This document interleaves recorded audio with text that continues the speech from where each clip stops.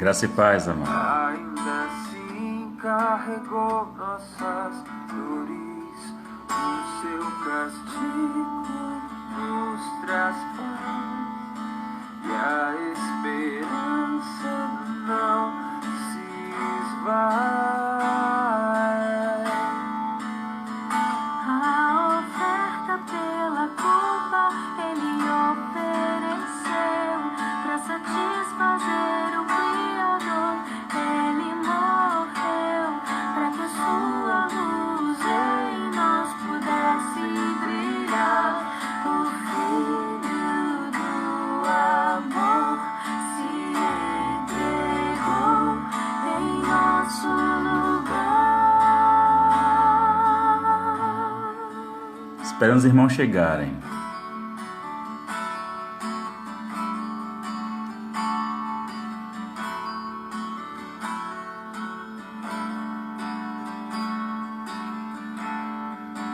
Mais rejeitado dentre os homens, ainda assim carregou nossas dores, o seu castigo nos traz paz, e a esperança não se esvai.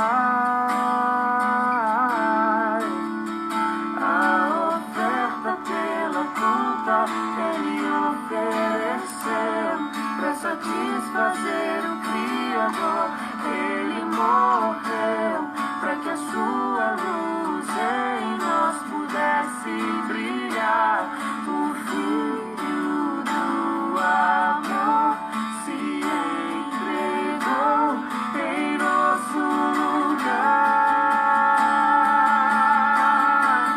És o Cordeiro que pelos nossos pecados foi esmagado sem dizer uma só palavra.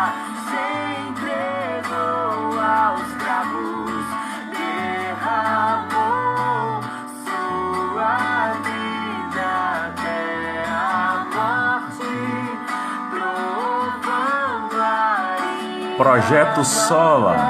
pra nos dar sua doce graça e nos fazer viver. Nós acabamos de ouvir o louvor Isaías 53 do Projeto Sola. Glória ao Pai, ao Filho e ao Espírito Santo. Graça e paz vos sejam multiplicadas a todos os amados irmãos e irmãs que estão presentes nesta manhã. Os amados, vamos ter uma palavra de oração e a meditação nessa manhã. Nós estaremos meditando no Salmo de número 125. Pai bendito, Pai de amor, em Tua trina presença, Senhor, nós te damos graças por mais um dia de vida que o Senhor nos concede. Nós rogamos em nome de Jesus, que o Senhor receba nosso louvor, nossa adoração como aroma suave. Rogamos a Deus a iluminação do Teu amado Espírito, este em que nós habita, para a compreensão das Sagradas Escrituras e ao mesmo tempo, ó Deus, o desafio para que venhamos para o louvor de Teu nome, colocarmos em prática, ó Deus, aquilo que o Teu Espírito nos fala. Deus, em nome de Jesus, nós rogamos as Tuas ricas bênçãos sobre toda a Tua amada igreja espalhada por toda a face da terra. Mais uma vez, nós nos colocamos diante de Ti com um coração aberto, para que, de fato, ó Deus, a Tua palavra, ela atinja nossos corações, nos transforma, nos molda, nos santifica, ó Deus, e nos vivifica por meio do poder da Tua palavra, em nome de Jesus. Amém. Amados, vamos fazer a leitura do Salmo de número 125. Vocês podem confirmar se o áudio está bom, por favor? Salmo de número 125, diz o seguinte: Os que confiam no Senhor são como o monte Sião, que não se abala, firme para sempre. Como em redor de Jerusalém estão os montes, assim o Senhor em derredor do seu povo, desde agora e para sempre. O cetro dos ímpios não permanecerá sobre a sorte dos justos, para que o justo não estenda mão à iniquidade. Faze o bem, Senhor, os bons e os retos de coração. Quanto aos que se desviam para sendas tortuosas, levá-los-á o Senhor, juntamente com os malfeitores, paz sobre Israel. Este é um belíssimo salmo, tem por título Fé Inabalável, Cântico de Romagem. Esse é conhecido, esse tipo de cântico de romagem, é justamente aquele cântico em que o povo entoava enquanto caminhava para o templo para adorar a Deus. Então, durante todo o percurso que as pessoas estavam fazendo, elas iam adorando a Deus, iam glorificando, iam exaltando a Deus constantemente. Era um momento de uma celebração muito bela, muito maravilhosa. Então, irmãos, o Salmo 125, ele tem a seguinte divisão. Os versos 1º e 2º é um cântico de confiança. No verso 3º, não é? Nós temos uma promessa. No verso 4, nós temos uma oração. E no verso 5º, nós temos uma advertência da parte do salmista. Então, inicialmente, irmãos, no verso 1º, nós temos a marca da aliança. E aqui algumas coisas nos são extremamente claras para que nós venhamos aprender, que nós venhamos absorver na nossa relação com Deus. A primeira coisa que nos fica extremamente clara nesse salmo é exatamente a questão da aliança estabelecida de Deus para com o seu povo. Nós sempre nos lembramos, irmãos, que parte de Deus ele fazer aliança. A gente sabe que existiu aliança, por exemplo, com Abraão, com relação aos filhos de Abraão, que a descendência de Abraão povoaria toda a terra. Você vê que de diversas formas Deus ele estabelece a sua aliança relacional com o povo de Deus. Não muito diferente, a gente vê Jesus, estabelecendo uma nova e eterna aliança. E essa relação de aliança estabelecida com Deus para com o seu povo nos traz tanto benefícios, como também nos traz responsabilidades das quais nós precisamos cumprir. Existe aquilo que a gente conhece nas Escrituras Sagradas, que chamamos de responsabilidade humana. Deus nos responsabiliza por determinadas coisas. Como nos chama nessa responsabilidade a obediência aos seus decretos e à sua palavra, para que a gente tenha uma vida, verdadeiramente transformada. Porque não podemos apenas, meus irmãos, dizermos que nascemos de novo e está tudo certo e pronto, acabou. Não, existe uma responsabilidade muito grande com a questão de quando Cristo nos alcança e nos salva, o Espírito Santo nos concede dom nessa relação com o nosso Deus Pai Todo-Poderoso para usufruto no reino de Deus. Então, a aliança da parte de Deus é uma marca registrada na relação com o seu povo. Aqui o salmista também nos ensina algo extremamente importante, que é a questão da confiança. Devemos confiar em Deus. Eu sei, meus irmãos, que a gente está vivendo um momento de isolamento, de quarentena forçada. É fato, é uma realidade isso. Mas nós não podemos permitir que os nossos corações eles sejam assolados pelo terror causado pela mídia. Particularmente, eu tenho evitado assistir televisão. Aqui em casa, nós estamos sempre trabalhando e fazendo coisas das quais a nossa mente seja ocupada de forma frutífera. Então, por que eu vou estar prestando atenção em uma mídia que a intenção justamente é provocar o pânico nas pessoas? Usando daquele artifício, né, psicológico, e me dê licença, se existe alguém aqui que é formado na psicologia, eu peço sua licença para poder falar, que quando você é submetido a um tipo de informação constantemente, você absorve aquilo como uma verdade. Então, aqui em casa, é uma decisão nossa, como eu conheço vários irmãos que também têm evitado estar assistindo aí algumas programações que, na verdade, elas apenas causam terror e o pânico. Então, nós não podemos permitir que essas coisas venham assolar a nossa quietude e venham, não é, de alguma forma, nos assaltar a paz que temos em Cristo e a confiança no nosso Deus Pai Todo-Poderoso. Confiemos em Deus, irmãos. Não é? Não estou...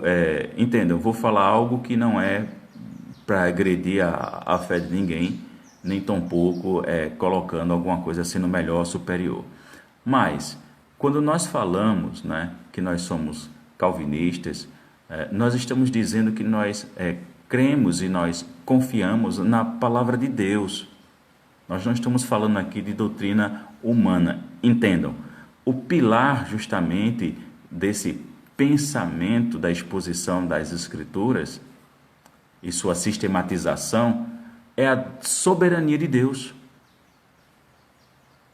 Todo crente deve crer na soberania de Deus. E uma vez, irmãos, que nós cremos na soberania de Deus, nós temos confiança em Deus. Não há motivo para que a gente seja assolado por essas coisas terríveis que estão acontecendo no mundo afora. É preciso que nós coloquemos em prática a confiança em nosso Deus.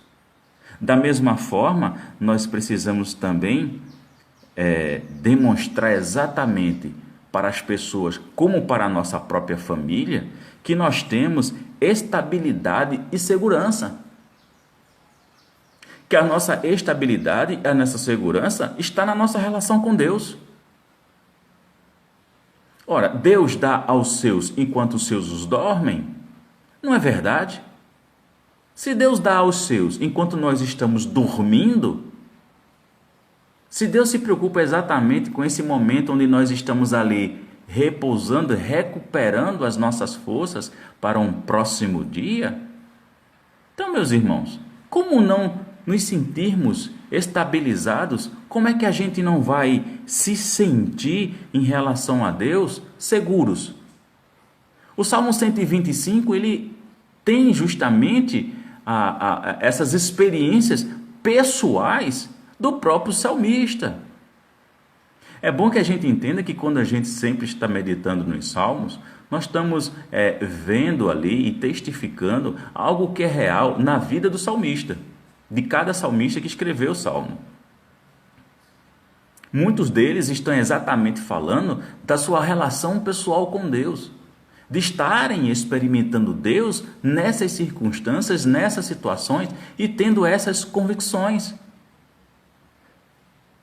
E aí o salmista, ele passa para nós hoje exatamente essa perspectiva relacional que ele teve e quão real ela é. Então, meus irmãos, é um desafio para mim e para você que estejamos neste momento vivenciando essa mesma qualidade relacional do salmista e experimentando Deus exatamente dessa mesma forma.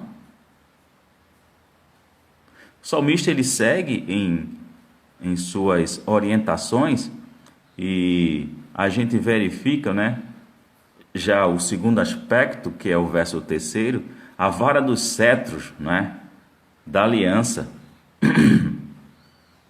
A vara dos maus pode cair em cima da sorte dos justos, é verdade.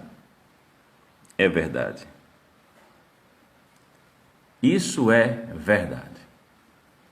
Por exemplo, imagine como estão vivendo os nossos irmãos na Coreia do Norte, na Rússia,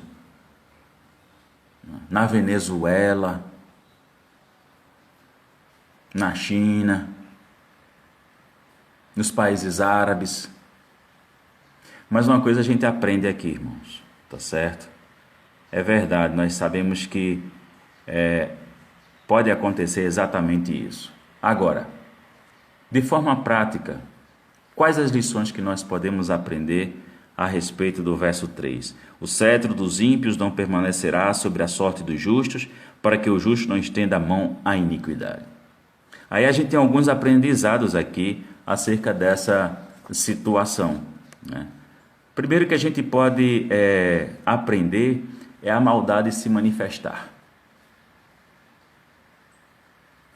Tem aquele ditado e jargão popular, não é? Que as pessoas gostam muito de dizer que quem vê cara não vê coração. Não é isso? Isso é um fato, é uma realidade. Os jargões geralmente eles estão ligados a algumas questões que são vivenciadas de fato. E aí a gente aprende o seguinte: a maldade se manifestando. E aí a gente conhece quem são as pessoas.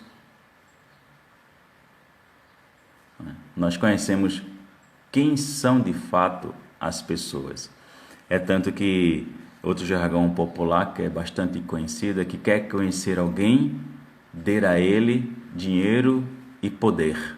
E aí a gente sabe quem é quem na verdade.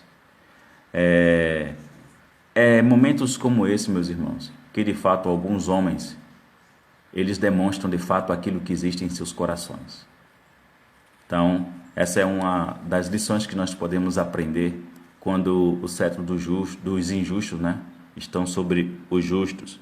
Também a gente aprende que os justos devem odiar o pecado.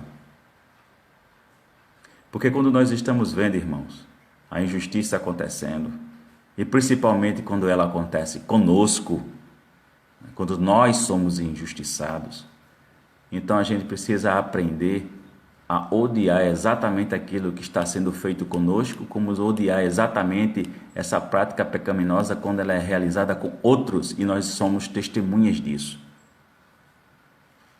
A gente não pode ser conivente e nem tampouco a gente pode ter o desejo de vingança, porque a vingança pertence a Deus. Deixa Deus executar a justiça dele, que vai fazer melhor do que a gente. Outra coisa que podemos aprender é que a justiça de Deus será vista por nós. Será vista por nós. Deus não vai permitir que o cetro dos ímpios permaneça muito tempo sobre nós, mas também nós estaremos vendo Deus agindo com a sua justiça, com a sua ira santa. E ai daquele, como diz as Escrituras, né? Agindo Deus, quem impedirá? Deus age, meu irmão, no momento certo. Deus nem chega atrasado, nem chega adiantado. Deus age exatamente no momento que ele tem que agir. Que ele decidiu agir, escolheu agir. Que decretou agir naquele momento. O que nós precisamos aprender é esperar com paciência. Esperei com paciência no Senhor, não é? E ele ouviu e pôs um novo cântico, um hino ao nosso Deus. Outra lição que nós podemos ter, meus irmãos, é que a consolação de Deus, ela é abundante. Então, mesmo que nós estejamos experimentando o cetro dos ímpios sobre nós, aí a gente tem essa experiência com Deus maravilhosa. Deus, meus irmãos, ele sabe exatamente a necessidade da alma de todos nós. E num momento de dificuldade, em um momento de sofrimento, o consolo de Deus é transbordante na nossa vida. Deus não é alguém simplesmente, eu gosto sempre de repetir isso para a gente entender. Deus não é alguém simplesmente que está lá sentado num trono majestoso e sublime, apenas olhando as coisas de forma passiva. Meus irmãos, nós estamos falando de um Deus que ele é relacional. Nós estamos falando de um Deus que é pessoal. Então Deus age na nossa vida. Deus nos concede o consolo que nossa alma necessita. Em outras lives, em outros momentos, eu já cheguei a dizer e vou repetir novamente. A misericórdia de Deus não se renova todas as manhãs? O caráter dela é ser infinita. Então significa, meus irmãos, que todos os dias existe uma porção de misericórdia suficiente para nós. Existe consolo suficiente da parte de Deus em todo problema, em toda situação adversa que a gente possa estar enfrentando. O salmista, ele tinha essa experiência resual com Deus. Por isso que ele pode fazer essa afirmação. Ele fala daquilo que ele já vivenciou, aquilo que ele já experimentou na prática. Então nós precisamos, meus amados irmãos, vivenciarmos da mesma forma e aprender com o salmista e a gente ter exatamente o mesmo comportamento. Seguindo em frente, meus irmãos, nós temos o teor da aliança no verso 4 do Salmo 125. Faze o bem, Senhor, os bons e aos retos de coração. O que é ser bom? Quando Jesus foi chamado de bom mestre, ele disse: por que me chamas de bom? Bom é o meu Pai que estás nos céus. Realmente, bom é Deus. Por que Deus é bom? Porque nós, pecadores indignos, fomos alcançados por sua graça. Fomos alcançados com tão gloriosa e majestosa salvação. Há em mim, há em algum de vocês algo que Deus viu e disse: esse aí merece, vou salvar. Não. A palavra é clara em nos mostrar, meus irmãos, que todos nós estávamos mortos em delitos e pecados. Morto, a passos largos para o inferno. Então Jesus veio ao nosso encontro amando de Deus, e porque Ele quis também. Tem maior ou melhor exemplo de bondade de um pai sacrificando o seu único filho, o unigênito Filho de Deus, para nós, pecadores indignos? Tem prova de bondade e de amor maior do que essa no universo? Eu não conheço. Então daí nós entendemos como Deus ele é bom. E melhor ainda, tudo que Deus faz, Ele nos faz por bem. Nós sempre estamos recebendo o bem de Deus. Agora, irmãos, entendam.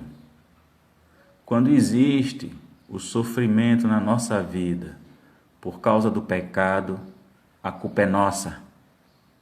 É nossa responsabilidade.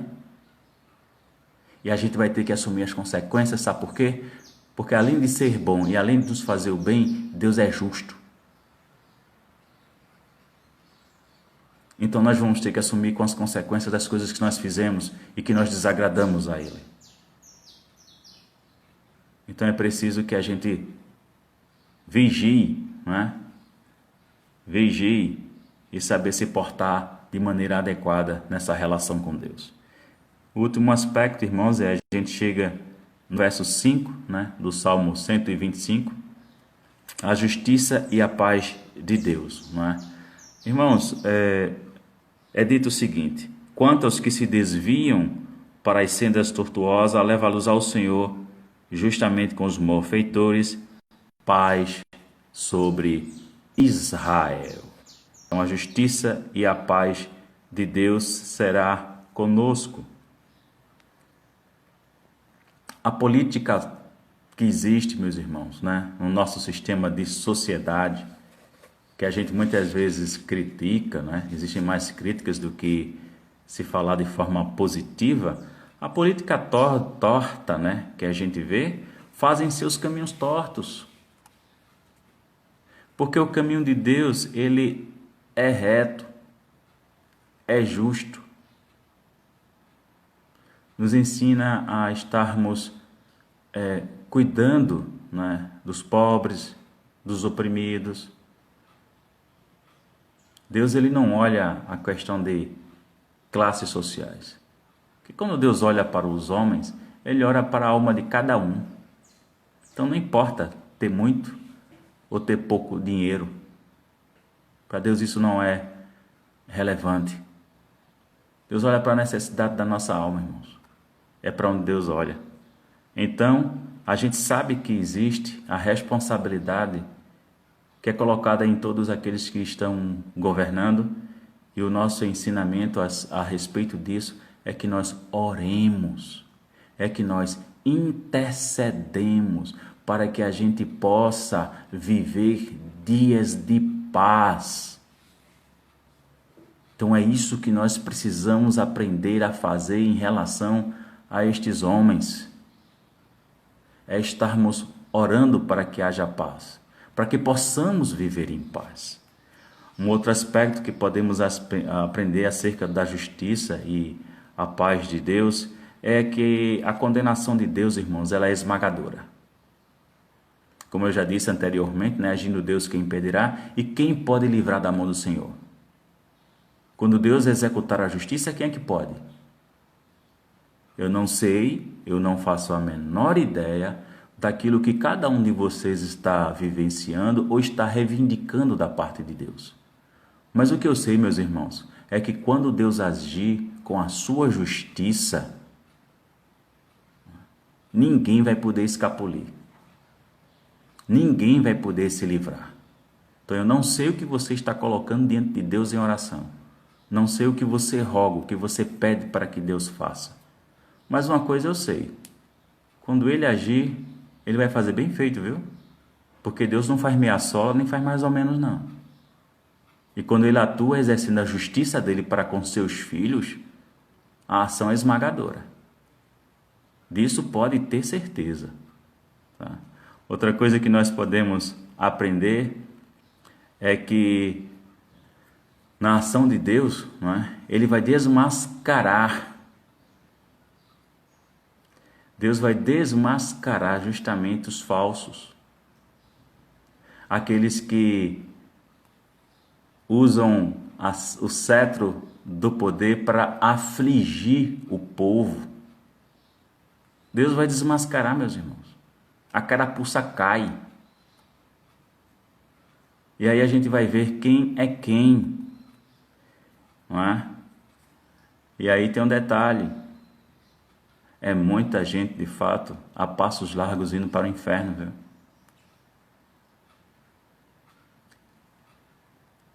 Isso é fato, isso é realidade. E aí nós temos, né, algumas coisas boas na relação com Deus, não é? A paz para Israel. E aí a gente pode aplicar, né, a questão da paz em alguns aspectos, irmãos. A paz de consciência.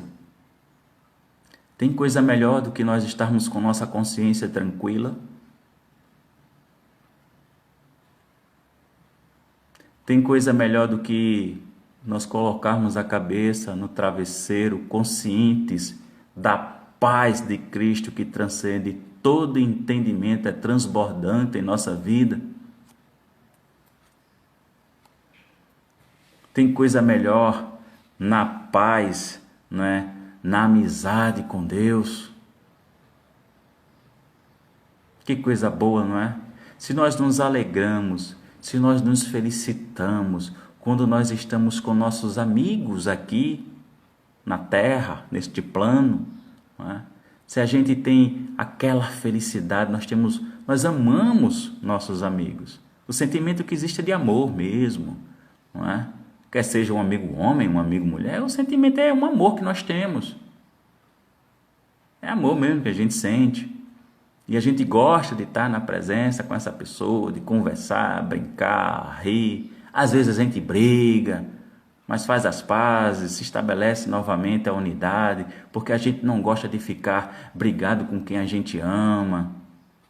Agora, imagine, não é, na relação com Deus como nosso amigo. Que coisa maravilhosa, não é? A gente tem essa relação de intimidade amorável e de amizade com Deus. E nós experimentarmos a sua paz. Que coisa boa, que coisa maravilhosa, não é? Outras questões que a gente pode aplicar acerca da paz é um coração satisfeito. Olha, irmãos, se a gente fosse, eu já disse isso antes, se a gente fosse eleger uma palavra para o homem que pudesse definir o homem, seria a satisfação. O homem que está satisfeito com seu salário, o homem quer satisfação com seu emprego, ele quer satisfação com sua esposa, ou, no caso a mulher, satisfação com seu marido, satisfação com os filhos, satisfação com a igreja, com o ministério com a igreja, satisfação com o lar que possui. O homem busca satisfação em todas as coisas. O que nós não podemos esquecer é que satisfação genuína, autêntica e verdadeira, a gente encontra em Deus. Porque apenas em Deus, a alma humana, ela é saciada. E somente Deus tem aquilo que a alma humana necessita para ser saciada. Ou seja, para encontrar em Deus satisfação. E quando Deus ele estende a sua mão e ele derrama a sua paz, é isso que nós temos na relação com Deus. Vivenciar isso na prática, meus irmãos.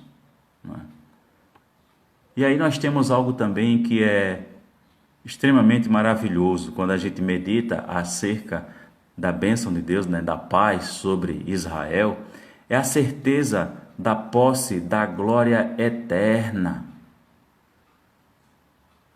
A pátria celestial, meu irmão, minha irmã.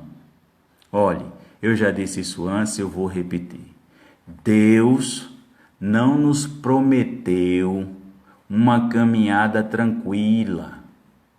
Jesus deixou claro: no mundo tereis aflições, mas tende bom ânimo, eu venci o mundo. O que Deus promete para mim e para você, que somos salvos por Cristo Jesus, é que é certo a nossa chegada no céu.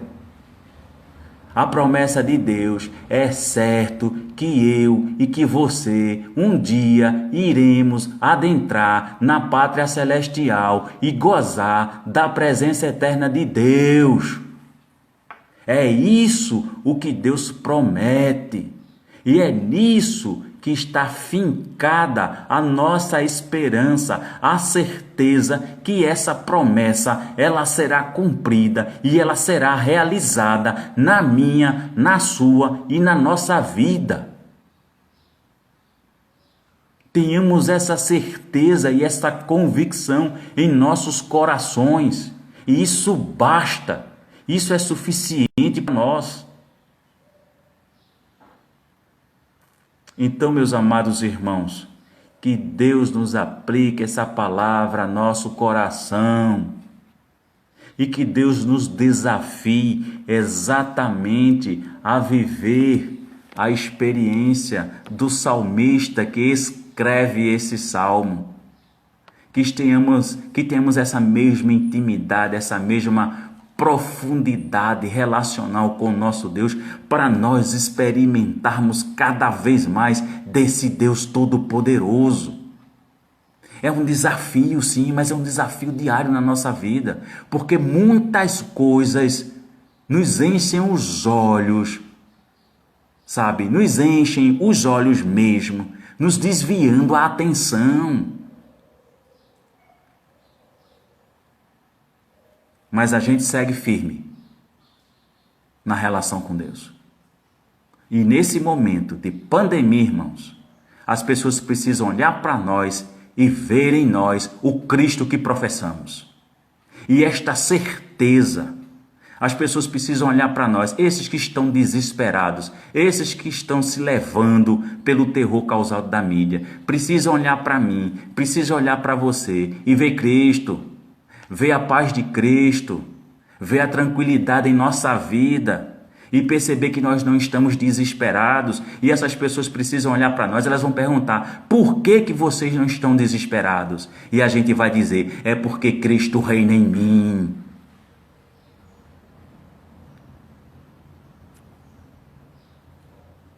E aí a gente vai estar testemunhando, irmãos, para essas pessoas. O nosso testemunho e a melhor maneira de proclamar as verdades do reino é vivendo elas. É vivendo a verdade. E quando as pessoas olharem para nós, vão dizer: estes são diferentes, por quê? E aí a gente vai estar pronto para poder falar. Mas primeiro, essas pessoas precisam enxergar em nós, na nossa vida, o Cristo que nós professamos. Que Deus, em nome de Jesus, aplique essa palavra aos nossos corações. Nós vamos orar e depois estarei despedindo os amados irmãos. Bendito Deus, nós louvamos, bendizemos, glorificamos, exaltamos o Teu nome por Tua palavra tão maravilhosa. Que palavra, Senhor! Ah, meu Pai, como Tua palavra é tão boa, como Tua palavra ela é maravilhosa, ela é transformadora em nossa vida. Pai Santo, nos ajuda a termos essa mesma relação íntima, pessoal e profunda como os salmistas têm na relação contigo. Todos esses homens um dia viveram aqui na terra, experimentaram as mesmas agruras que nós experimentamos, mas tiveram uma relação tão íntima, tão profunda contigo e deixaram registrado por N salmos que eles escreveram. Então nos ajuda, Deus, a termos essa relação íntima, próxima, próspera. Nos ajuda para que nesse momento de desespero, nesse momento em que a sociedade vive essa quarentena, esse isolamento forçado, nos ajuda, ó Deus, para que as pessoas possam enxergar em nós o Cristo que nós professamos que amamos. Nos ajuda, ó Deus, a levar uma mensagem de esperança para essas pessoas que estão vivendo nessa ansiedade, vivendo esse desespero, essa incerteza, Pai Santo, que tem assolado o coração de muitos. Nos ajuda por meio do Teu Espírito, ó Deus, a levarmos uma palavra de esperança para essas pessoas. Nós também rogamos, ó Deus, que o Teu consolo, que o Teu refrigério seja com todas aquelas famílias que perderam, ó Deus, seus parentes para a Covid-19. Também queremos rogar, ó Deus, por todos os profissionais da área de saúde que estão na linha de frente, que o Senhor os proteja, que o Senhor os livre, ó Deus, da contaminação da Covid, que o Senhor os fortaleça, os revigore, que o Senhor lhes conceda, Pai Santo, os equipamentos e tudo o que é necessário no combate, ó Deus, pela preservação da vida dos que estão infectados. Em relação a esses que estão infectados, ó Deus, nós rogamos que eles tenham um encontro pessoal com Cristo. E aos Teus filhos que foram contaminados, que o Senhor os fortaleça, que o Senhor fale ao coração de cada um deles, porque, Deus, quando certas coisas nos sobrevêm, que aos nossos olhos aquilo não é bom, e que sabemos que não é consequência do nosso pecado, eu sei que o Senhor está nos promovendo essas experiências de maneira didática. O Senhor está nos moldando, o Senhor está nos transformando para algo que muitas vezes no momento nós não entendemos.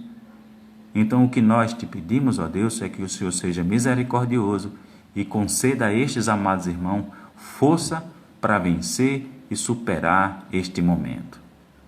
Rogamos também, ó Deus, por toda a Tua amada igreja, por todo o corpo de Cristo que está espalhado sobre toda a face da terra. Essa é a nossa oração, em nome de Jesus. Amém.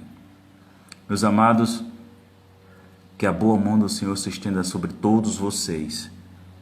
não somente abençoando vocês individualmente, mas abençoando toda a parentela de vocês, toda a família de vocês.